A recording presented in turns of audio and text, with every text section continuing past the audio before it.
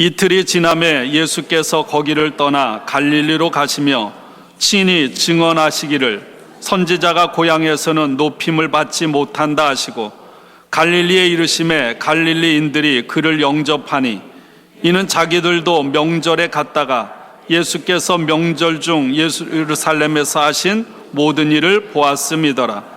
예수께서 다시 갈릴리 가나에 이르시니 전에 물로 포도주를 만드신 곳이라. 왕의 신하가 있어 그의 아들이 가버나움에서 병들었더니 그가 예수께서 유대로부터 갈릴리로 오셨다는 것을 듣고 가서 청하되 내려오셔서 내 아들의 병을 고쳐주소서 하니 그가 거의 죽게 되었습니다. 예수께서 이르시되 너희는 표적과 기사를 보지 못하면 도무지 믿지 아니하리라. 신하가 이르되 주여 내 아이가 죽기 전에 내려오소서. 예수께서 이르시되 가라 내 아들이 살아있다 하시니 그 사람이 예수께서 하신 말씀을 믿고 가더니 내려가는 길에서 그 종들이 오다가 만나서 아이가 살아있다 하거늘 그 낫기 시작한 때를 물은즉 어제 7시에 열기가 떨어졌나이다 하는지라. 그의 아버지가 예수께서 내 아들이 살아있다 말씀하신 그때인 줄 알고 자기와 그 온 집안이 다 믿으니라. 이것은 예수께서 유다에서 갈릴리로 오신 후에 행하신 두 번째 표적이니라. 아멘.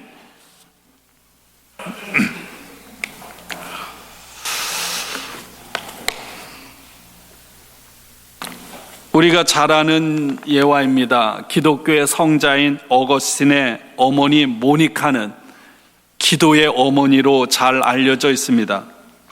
아들이 방탕한 길을 걸어갈 때 어머니는 끝까지 포기하지 않고 기도했고 결국 아들이 주님께 돌아오는 기도의 응답을 받았습니다. 그러나 성자 어거스틴을 주님 앞으로 돌아오게 이끌었던 것은 살아계신 하나님의 말씀이었습니다. 어거스틴은 나름대로 젊을 때 진리를 찾아 헤매었습니다. 이단인 마니교에 9년 동안 빠져 있었고 육체적으로 방탕한 삶을 살았고 플라톤을 비롯한 철학에도 깊이 빠져들었지만 그의 내면과 영혼에 깃들어 있는 공허감과 목마름을 해결할 길이 없었습니다. 30살 되던 어느 날 밀라노의 한 정원에서 그는 회심을 경험합니다. 하나님의 은혜로 하나님 앞에 자신이 얼마나 비참한 존재인가를 깨닫게 되었습니다. 그때 경험을 이렇게 기록합니다. 나는 내가 지은 죄에 대하여 마음으로부터 통회하면서 울고 있었습니다. 그때였습니다. 갑자기 이웃집에서 들려오는 말소리가 있었습니다. 그 말소리가 소년의 것인지 소녀의 것인지 나는 확실히 알 수 없었으나 계속 노래로 반복되었던 말은 들고 읽어라 라는 것이었습니다. 나는 성경을 집어들자마자 펴서 내 첫눈에 들어온 구절을 읽었습니다. 그 구절의 내용은 다음과 같습니다. 호사한 연애와 술취함, 음탕과 방탕, 싸움과 시기에 빠지지 맙시다. 주 예수 그리스도로 옷을 입으십시오. 정욕을 채우려고 육신의 일을 꾀하지 마십시오. 로마서 13장 12절, 13절, 14절입니다. 나는 더 이상 읽고 싶지 않았고 또한 더 읽을 필요도 없었습니다. 이 구절을 읽은 후 즉시 확실성의 빛이 내 마음에 들어와 모든 의심의 그림자를 물리쳐 주었기 때문입니다. 이 순간 어거스틴은 자신의 생애 전환점을 맞이했습니다. 로마서 13장 12절 우리의 성경입니다. 밤이 깊고 낮이 가까웠으니 그러므로 우리가 어둠의 일을 벗고 빛의 갑옷을 입자. 낮에와 같이 단정히 행하고 방탕하거나 술 취하지 말며 음란하거나 호색하지 말며 다투거나 시기하지 말고 오직 주 예수 그리스도로 옷 입고 정욕을 위하여 육신의 일을 도모하지 말라. 그렇습니다. 하나님의 말씀은 영혼을 구원하는 능력이 있습니다. 오늘도 하나님의 말씀을 가까이 하는 사람에게 하나님께서는 말씀의 능력을 주시는 줄로 믿습니다. 우리를 구원으로 인도하고 삶의 공허감과 목마름을 해결해 주고 영원한 생명으로 인도하시는 줄로 믿습니다.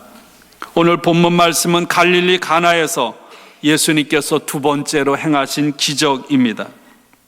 갈릴리 가나는 예수님께서 요한복음 2장의 전에 혼인잔치에서 물로 포도주를 만들었던 첫 번째 기적을 행했던 마을입니다. 예수님이 가나에 도착했습니다. 가나는 당시 갈릴리와 베레아 지역을 헤롯 안티파스, 우리 성경에는 헤롯 안디바라는 분봉왕이 통치하고 있었습니다. 그 헤롯 안티파스의 신하인 이 왕의 신하가 갈릴리 호수 맨 위쪽에 있는 해안 도시이자 이 갈릴리와 베레아를 접경하고 있는 국경을 맞대고 있는 그 가버나움에 거주하면서 왕의 명령을 받아서 일을 감당하고 있었습니다. 이 왕의 신하에게 아들이 있었는데 그 아들이 심각한 병에 걸려 죽어가고 있습니다. 그때 예수님께서 유대로부터 갈릴리 가나로 들어오셨다는 소문을 듣고 이 왕의 신하는 죽어가던 자기 아들을 살리기 위해서 가버나움에서 가나로 한 23km에서 25km 정도 되는 거리 예수님을 찾아왔습니다. 예수님에게 아들의 병을 고쳐달라고 애원합니다. 가서 청하되 내려오셔서 내 아들의 병을 고쳐주셔서, 세 번역으로 제발 가버나움으로 내려오셔서 제 아들을 고쳐주십시오. 여기서 청하다는 말은 이런 것입니다. 헬라어로는 이 미완료 시제를 쓰는데 이 말은 뭐냐면 아주 긴급하고도 절박하게, 여러분 왕의 신하가 아들이 죽어가는데 온갖 조치를 안 해봤겠어요? 그런데도 소용이 없잖아요. 그러니까 절박하고 긴박하게 예수님 앞에 와서 한 번이 아니라 끈질기게 내 아들을 고쳐달라고 간구했다는 의미를 가지고 있습니다. 들어주면 감사하고 아니어도 말고 이게 아닌 거죠. 아버지는 죽어가는 아들을 살리기 위해서 가버나움에서 가나로 와서 예수님 앞에 애원을 하는 거예요. 오직 한 분 예수님 그분이 아니면 죽어가는 아들을 살릴 길이 없다는 확신을 가지고 긴박하게 한 번이 아니라 끈질기게 그렇게 간구했습니다. 저와 여러분의 신앙에, 저와 여러분의 기도에도 이 간절함이 있길 원합니다. 예수님께서는 이 신하, 죽어가는 아들을 살리고자 애원하는 아버지의 간구를 처음에 어떻게 하나요? 거절하고 책망합니다.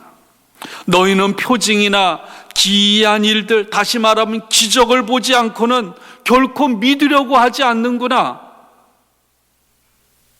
이 말은요, 왕의 신하에게 한 말일 뿐만 아니라 예수님께서 행하신 일들을 경험했으면서도 예수님을 믿지 않는 그 갈릴리 지역에 있는 사람들을 향해 하신 책망의 말씀입니다. 그럼에도 불구하고 이 사람은 어떻게 하나요? 선생님, 내 아이가 죽기 전에 내려와 주십시오. 간청을 하는 거예요. 그러자 예수님께서는 그 신하에게 말합니다. 가라, 내 아들이 살아있다. 여러분, 더 놀라운 것은 이것입니다. 책망과 거절, 매물찬 말로 거절함에도 불구하고 여러분, 주님 앞에 간청을 했던 이 신하에게 더 놀라운 것은 무엇입니까? 예수님께서 자신에게 하신 말씀을 믿고 떠나갔다는 거예요. 그리고 집으로 내려가는 중에 집에서 종들이 마중 나와서 하는 이야기가 뭡니까? 아들이 살아났다는 보고예요. 그때를 물으니까 어제 오후 7시, 오늘날로 말하면 낮 1시, 그 시간에 열이 떨어졌다고 보고를 한 것입니다. 그 시간은 어떤 순간인가요? 예수님께서 가나에서 가라, 내 아들이 살아있다 말씀하신 시간인 줄로 믿습니다. 갈릴리 사람들이 모두가 다 표적이나 기적을 보고 믿으려고 하는데 이 신하는 표적이 아니라 하나님의 말씀, 예수님의 말씀에 근거한 믿음을 가졌던 거예요. 이 신하의 집이 이 신하는 이 사건으로 인하여 자신뿐만 아니라 자신의 집에 있는 모든 식구들이 예수님을 믿게 되었습니다. 이것이 바로 갈릴리의 가나로 오셔서 예수님께서 행하신 두 번째 기적입니다. 사랑하는 여러분, 예수님은 누구인가요? 예수님은 죽은 자도 살리고 죽어가는 사람도 살리시는 분, 죽음이 있는 곳에, 절망이 있는 곳에 생명을 주시는 분임을 믿습니다. 이 말씀을 읽다 보면 마치 마태복음과 마가복음에 나오는, 특별히 마태복음 15장, 마가복음 7장에 나오는 수르보니게 여인의 이야기를 생각하게 됩니다. 예수님께서 지중해 북쪽 해안 도시인 두로에 계실 때 악한 귀신 들린 딸을 둔 여인이 예수님의 소문을 듣고 와서 예수님의 발 앞에 엎드렸습니다. 이 여인은 그리스 사람, 수르보니게 출신의 이방인입니다. 자신의 딸에게서 귀신을 내쫓아 주기를 예수님에게 간청했습니다. 그때 예수님께서도 모멸감 담긴 매몰차게 그 여인의 간청을 거절합니다. 아이들을 먼저 배불리 먹여야 한다. 아이들이 먹을 빵을 집에서 개들에게 던져주는 것은 옳지 않다. 그러자 여인이 예수님에게 이렇게 말합니다. 주님, 그러나 상 아래 있는 개들도 아이들이 흘리는 부스러기를 얻어 먹습니다. 무슨 말입니까? 예수님의 말씀에서 아이들은 유대인을 가리키고요, 그리고 이 이방인들은 뭐 취급했나요? 개라고 여겼거든요. 이 여인은 예수님의 말씀처럼 이렇게 대답하는 거예요. 그렇습니다. 주님께서 저를 개라고 취급해도 괜찮습니다. 그래도 개들도 아이들이 흘리는 부스러기를 먹는 것처럼 개와 같은 저에게 부스러기 은혜라도 주십시오. 이렇게 끈질기게 간구했던 것입니다. 여인의 고백을 들은 예수님께서 여인에게 말씀하죠. 내가 그렇게 말하니 돌아가거라. 귀신이 내 딸에게서 나갔다. 여자가 집에 돌아가 보니 아이는 침대에 누워 있는데 귀신이 떠나가고 온전해졌습니다. 여러분, 자녀들을 고쳐달라고 예수님께 애원을 했던 이 두 사람, 동일하게 이들은 예수님의 매몰찬 거절의 말을 들었음에도 불구하고 그들은 포기하지 않고 끝까지 간절하게 끈질기게 주님께 간구했고 그들의 믿음대로 응답받은 줄로 믿습니다. 여러분, 예수님은 어떤 분일까? 이 말씀을 읽으면서 고통당하는 사람을 이렇게 매몰찬 말로 외면하고 간구하고 부르짖는 사람을 책망하고 면박을 주려고 이렇게 하셨을까? 예수님은 그런 분은 아니세요. 예수님은 아마도 여러분 간청하는 아버지나 어머니의 모습을 보면서 복음서에 계속 나오는 게 뭔가요? 스플랑크니조마이, 불쌍히 여겼다, 민망히 여겼다. 바로 목자 없이 방황하는 사람들을 보면서 자신의 창자가 끊어지고 녹아내리는 것과 같은 그런 아픔을 겪으시고 그들의 아픔에 함께 하신 분임을 믿습니다. 그럼에도 불구하고 예수님은 오늘 왕의 신하나 수르보니게 여인이 표적과 기적을 보고야 믿는 믿음을 추구하는 사람이 아니라 바로 말씀을 믿고 의지하는 그 믿음에 서기를 바라신 줄로 믿습니다.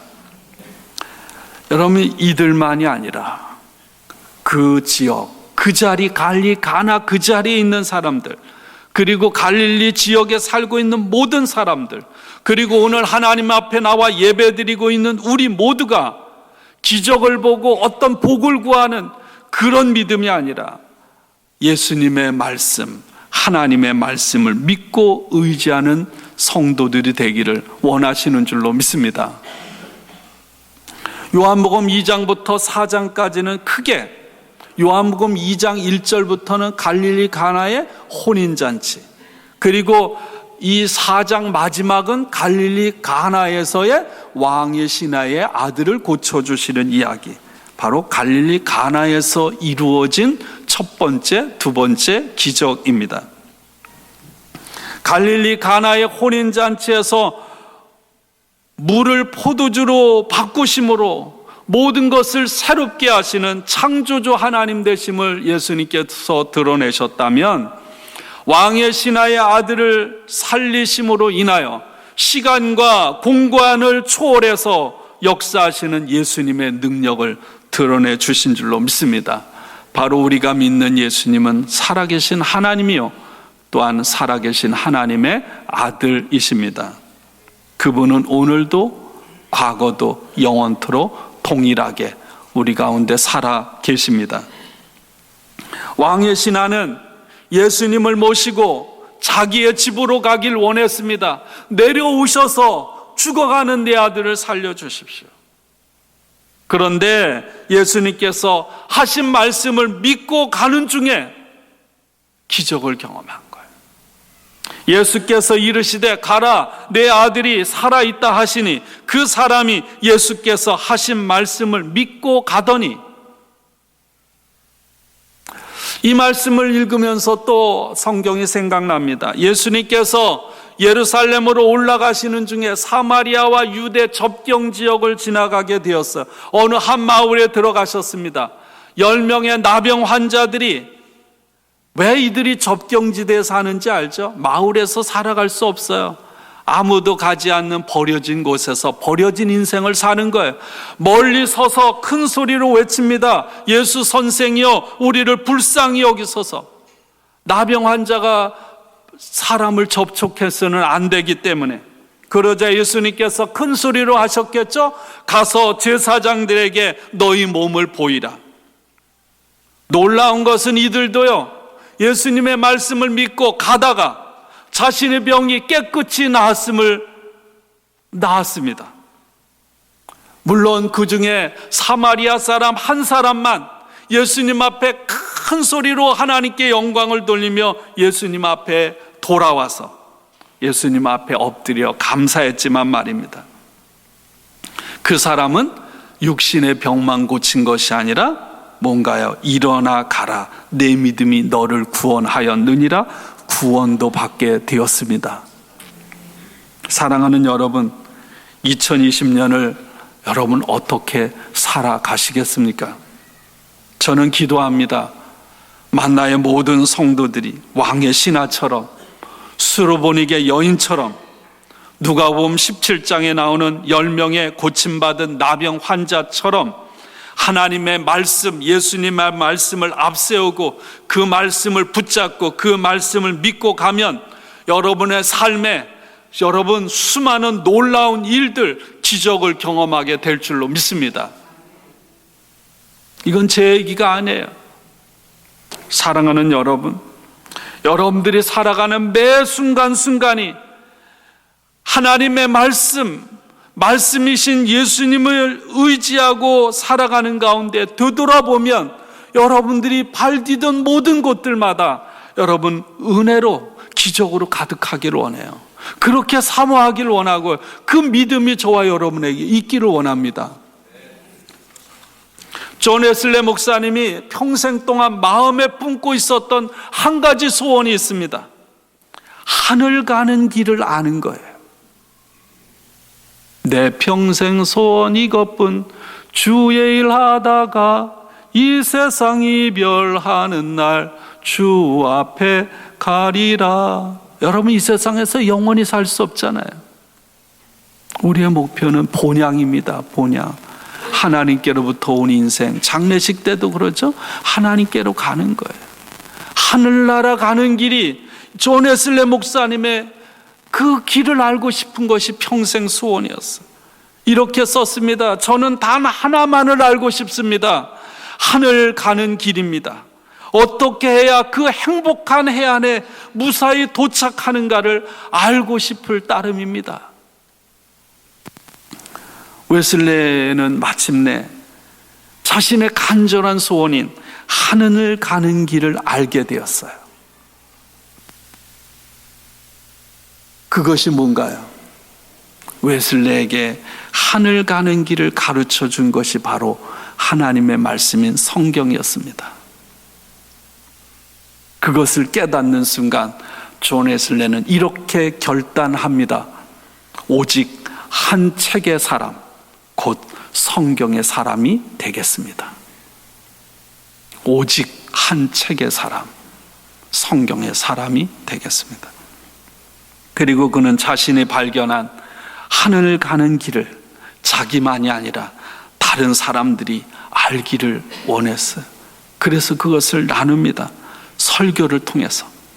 당시 당시의 영국은 국교회, 오늘날로 말하면 성공회가 국가의 종교예요.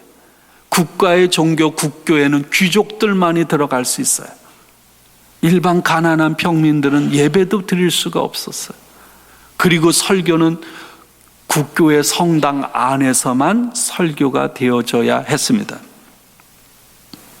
그는 1738년 예수님을 만나고 구원받은 확신을 얻은 다음에 1739년 4월부터 국가에서 금지했던 그런 야외로 나가서 세상에 연약한 자, 버려진 자들을 향해 설교하기 시작합니다. 언제까지?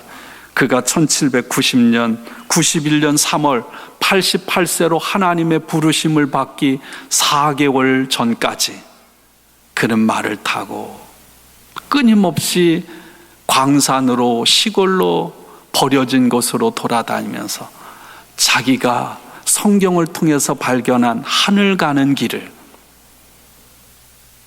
외친 줄로 믿습니다. 저는 저와 여러분의 삶이 그런 삶이 되길 원해요.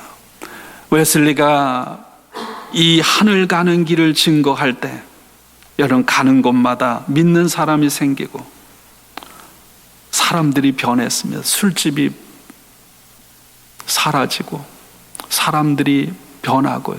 그들의 가정이 회복되고 교회가 세워지고 학교가 세워지고. 오늘 본문 갈릴리에서의 두 번째 표적인 왕의 신하의 아들을 살리신 사건. 여러분 두 번째 표적은 굉장히 중요하잖아요. 근데 요한복음에서는 그렇게 강조하지는 않아요. 학자들은 주석을 여러 군데 보면 이렇게 말합니다. 4장 앞에 나온 사마리아 수가성 우물가에서 만난 여인, 그리고 그 여인과의 만남으로 인하여 벌어진 사마리아 수가성이라는 그 마을의 사람들이 주님을 만나게 된 이야기의 부록이 오늘 이 왕의 신하가 고침받은 거예요. 여러분, 사마리아에 예수님께서 찾아가셔서 예수님께서 사마리아에서 아무런 기적을 행하지 않았어요. 아무런 기적을 행하지 않았어요. 오직 사마리아 성에서는 예수님의 말씀만이 있었습니다. 예수님의 말씀. 사마리아 수가성의 한 우물가에 대낮에 우물을 길러 나온 여인을 예수님께서 만납니다. 이 여인은 당시에 사회에 결코 벗겨낼 수 없는 삼중의 굴레를 쓰고 있던 여인이에요. 뭡니까? 개처럼 취급받는 사마리아 여인. 또 하나는 사마리아 사람. 두 번째는 여자. 그 다음에는 뭐예요?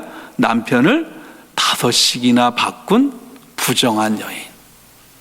그것은 누구도 스스로도 벗겨낼 수 없는 정말 죽지 못해 살아가는 비참한 인생이었습니다. 근데 예수님께서는 그 여인에게 물을 달라고 청하면서 대화를 통해서 당신도 하나님의 사랑받는 사람이라고 하나님께서 깨우쳐 주신 거예요. 예수님께서. 여러분 한번 생각해 보세요. 유대인인 예수님, 유대인이라면 사마리아 지역으로 갈릴리로 가실 이유가 있을까요? 없을까요? 없죠. 내가 그 지역으로 가면 내가 부정해지고 더러워지는데, 그리고 요단강가를 중심으로 왕의 대로를 거쳐 평탄한 길이 있는데 예수님께서는 사마리아 수가성을 지나가셨습니다. 여러분, 제가 수없이 말씀을 드려서 알죠. 왜 가셨을까요? 그 성에 있는 그 여인 한 사람을 만나기 위해서 주님께서 가신 줄로 믿습니다. 부정하고 더러워진 여인, 아무 곳에도 의지할 수 없고 자신의 공허감을 그 무엇으로도 채울 수 없는 이 여인을 찾아가 만나주시고 주님께서는 그 여인을 소중한 인격으로 대해주셨습니다. 이 여인과 우물가에서 대화를 하면서 이렇게 깨우쳐 주시는 거죠. 이 세상에서 하나님의 사랑과 하나님의 은혜, 하나님의 용서하심에서 제외된 사람은 단 한 사람도 없다는 사실을 예수님께서 이 여인에게 깨우쳐 주신 거예요. 여러분 그렇지 않습니까? 로마서에 있는 것처럼 내가 하나님을 찾는 게 아니에요. 우리가 예배드리기 위해 하나님 앞에 나왔지만 여러분 우리가 하나님을 찾는 게 아니에요. 하나님께서 우리에게 먼저 찾아오셔서 우리에게 사랑과 은혜를 주셨기에 우리가 마음을 열고 그것에 기쁨으로 감사함으로 반응하는 것이 예배임을 믿습니다. 그렇지 않아요? 내가 의로워서 하나님 앞에 나오는 거 아니에요. 내가 주님 앞에 아직 죄인 되었을 때, 주님을 모를 때 주님이 나를 위해 십자가에 죽으시고 나를 위해 찾아오신 거죠. 나 같은 죄인 된 사람, 수가성 우물가의 여인에게 먼저 찾아오셔서 안아주시고 위로해 주시고 인격적으로 대해주신 그 사랑 앞에 여러분 우리가 어떻게 반응하지 않을 수가 있겠어요? 기쁨으로, 감사함으로, 눈물로. 저와 여러분의 삶이 그러기를 원합니다. 기쁨이 있기를 원하고요, 감사가 있기를 원하고 눈물이 있기를 원하고요, 우리의 삶이 그로 인하여 날마다 회복되기를 원합니다. 이 여인은 예수님을 만남으로 예수님께서 주시는 영원히 목마르지 않은 물, 더덥고 괴로운 인생에 찾아와서 삶의 의미를 주시고 영생을 주시는 예수님, 아니 자신을 주시면서 마시게 하신 그 예수님을 얻게 된 줄로 믿습니다. 지난주에 우리 정학정 선교사님이 1년 반 만에 오셔서 선교 보고와 간증을 하셨어요. 여러분 기억하세요? 전 앞에서 그 선교사님이 눈물을 글썽인 채 자신을 만나주신 예수님, 하나님의 사랑을 증거하는 것을 잊을 수가 없어요. 그분 이렇게 말씀하셨잖아요. 저는 주님을 두고 이 자리를 떠날 수 없습니다. 주님 없이 한순간도 살아갈 수 없습니다. 주님이면, 복음이면 충분합니다. 저의 소망은 예수님이 다시 오시는 것입니다. 그렇게 외치는 모습. 여러분 좋은 직장 다 버리고 떠나려고 할 때 사람들은 미쳤다고 말했습니다. 그래서 아내와 이야기를 했어요. 과연 그러면 이걸 버리고 주님이 주신 은혜와 부르심을 버리고 예전의 삶으로 돌아가면 예수님 만나기 이전의 삶으로 우리가 돌아갈 수 있을까? 그 물음 앞에 두 분은 그럴 수 없다는 확신이 들었다고 했어요. 그렇습니다. 여러분 오늘 수가성 우물가의 여인은 예수님을 만났어요. 여인은 마을로 달려갑니다. 사람들에게 내가 행한 모든 일을 다 알고 계시는 예수님을 만났다고 말하기 시작합니다. 자신이 만난 예수님, 자신의 삶 속에 찾아오셔서 자신의 삶을 변화시켜 주신 예수님을 전하기 시작한 거예요. 예수님에 대해서 배운 것을 전한 것이 아니라 이 여인은 자신을 만나 주신 예수님의 능력을 전했어요. 와서 보라, 와서 보라. 마을 사람들이 먼저는 이 여인이 전하는 이 복음을 전하는 증언을 통해서 예수님, 바로 그분이 메시아 주님임을 믿었습니다. 저는 저와 여러분을 통해 이 역사가 일어나길 원해요. 여러분이 내가 만난 예수님, 내 삶 속에 임하셔서 나를 변화시켜 주시고 생명을 주신 예수님의 능력을 여러분들 만나는 사람들에게 전하길 원합니다. 삶으로든 입으로든 어떤 방법으로든. 그러나 그것이 전부가 아니에요. 사마리아 수가성의 마을 사람들이 이 여인을 통해서 증언된 예수님의 주님이라고 하는 것을 믿고 예수님 앞에 달려나와서 예수님의 말씀을 직접 듣고 믿게 되었습니다. 제가 여러분들에게 전하는 말씀을 듣고 여러분이 예수님을 믿는 것을 넘어서서 여러분이 예수님의 말씀을 통해 그 예수님, 그 살아계신 하나님을 만나는 경험이 있기를 원합니다. 그리고 그들은 예수님을 세상의 주님으로 고백해요. 그래서 41절엔 이렇게 기록되어 있어요. 그래서 더 많은 사람들이 예수님의 말씀을 듣고서 믿게 되었다. 사마리아 수가라는 마을에 말씀이 부흥을 가져왔습니다. 여러분, 우리는 부흥을 원하죠. 네, 부흥은 우리들이 해서 되는 게 아니에요. 말씀이 살아있는 곳에 부흥이 있음을 믿습니다.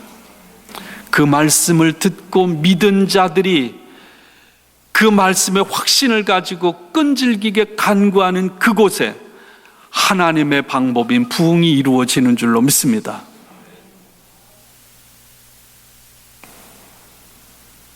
사마리아 사람들, 수가성의 사람들은 말씀을 듣고 믿었고 예수님을 이틀이나 붙잡아 두고 가지 못하게 하고 예수님의 말씀만을 들었어요. 여러분, 예수님께서 왕성하게 활동했던, 많은 이적을 행했던 갈릴리는 예루살렘보다 나았지만 여전히 갈릴리 사람들은 표적과 기적을 보고 믿는 수준이었습니다. 갈릴리에서는 오직 왕의 신하와 그의 가족들만이 예수님을 믿었을 뿐입니다. 그러나 사마리아 수가성엔 이 여인으로 인하여 그 마을 사람이, 많은 마을 사람들이 말씀을 듣고 주님을 믿은 거예요. 그 어마어마한 예수님의 역사에 비하면 왕의 신하의 아들이 고침받아 그의 집안이 믿는 것은 아주 작은 것에 불과할 뿐이에요. 저는 저와 여러분의 삶을 통해 이 두 가지 사건이 다 일어나길 원합니다. 저와 여러분을 통해 여러분의 가족이 구원받을 뿐만 아니라 저와 여러분이 대단하진 않아도 내가 만난 예수, 그분을 증거함으로 우리가 살아가는 지역이, 일터가, 나라가 생명의 역사가 일어나길 원합니다. 나는 자격이 없는데, 여러분, 사마리아 수가성의 여인을 통해서도 하나님의 역사가 일어났습니다. 예수님께서 부활하신 후에 의심하는 도마에게 이렇게 말씀하셨어. 너는 나를 본고로 믿느냐? 보지 못하고 믿는 자들이 복되도다. 요한복음 5장 이어지는 말씀은요, 베데스다 연못가에 누워있던 38년 된 병자를 고치신 사건입니다. 일어나 내 자리를 들고 걸어가라. 그 사람은 곧 나아서 자리를 걷어가지고 걸어갔다. 하나님의 말씀, 예수님의 말씀에는 능력이 있음을 믿습니다. 여러분이 말씀을 믿고 살아감으로 여러분이 처한 자리와 상황, 여러분의 상처와 고통, 여러분이 경험하는 절망과 불가능의 자리, 지나간 날들의 나의 삶이 어떠했든지 그 모든 것들을 들고 일어나 걸어가시기를 주님의 이름으로 축원합니다. 예수님께서 내 아들이 살아있다 하시면 살아있는 것입니다. 돌아가거라, 귀신이 내 딸에게서 나갔다 하시면 깨끗해진 것입니다. 일어나 내 자리, 내 불가능의 자리를 들고 일어나 걸어가라 하시면 걷게 되는 것입니다. 여러분의 삶에 그 어떤 것이 있을지라도 오늘 주님께서 동일하게 말씀하심을 믿습니다. 2020년을 시작하면서 하나님께서는 요한복음을 통해 계속 제 마음을 두드리시는 거예요. 하나님께서 저의 삶의 말씀을 통해 새로워지기를 원하셨어요. 하나님의 말씀이 저를 만지고 고치고 일으키기를 원하셨어요.